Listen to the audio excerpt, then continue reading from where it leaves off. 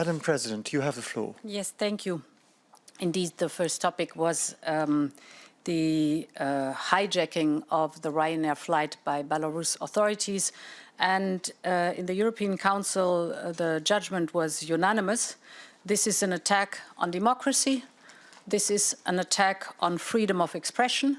And this is an attack on European sovereignty. And this outrageous behavior needs a strong answer. Therefore, the European Council decided that there will be additional sanctions on individuals that are involved in the hijacking, but this time also on businesses and economic entities that are financing this regime. And the hijacking of the plane is also a deliberate and unnecessary triggering of a safety emergency. It has involved an unjustified intervention of a military aircraft.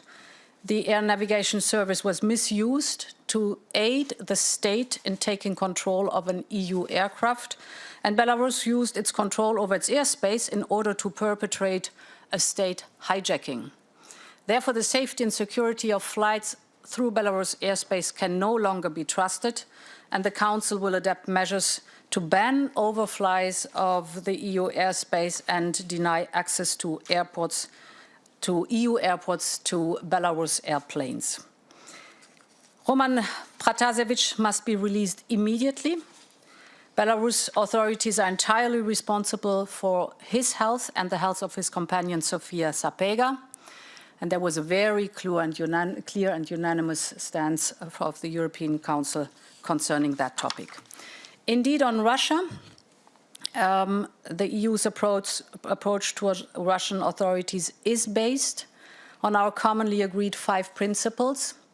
That is the full implementation of the Minsk Agreement, the engagement with Eastern Partnership countries, the strengthening of EU internal resilience, a selective engagement with Russia, and the people-to-people exchanges. And we will continue to stay on this course.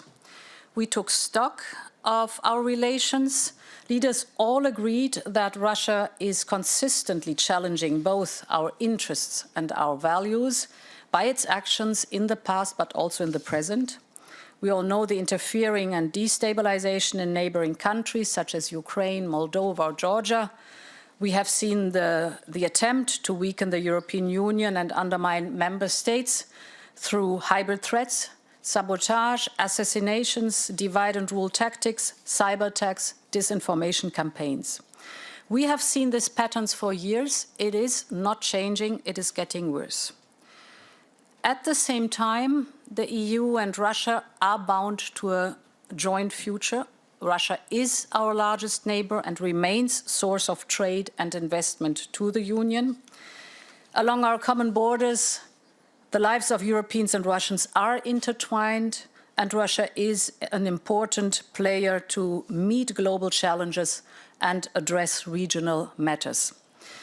In this context, there was the tasking of the High Representative and the Commission to present a report at the June European Council, and we will look at the state of our relations with Russia in light of this report in the next Council.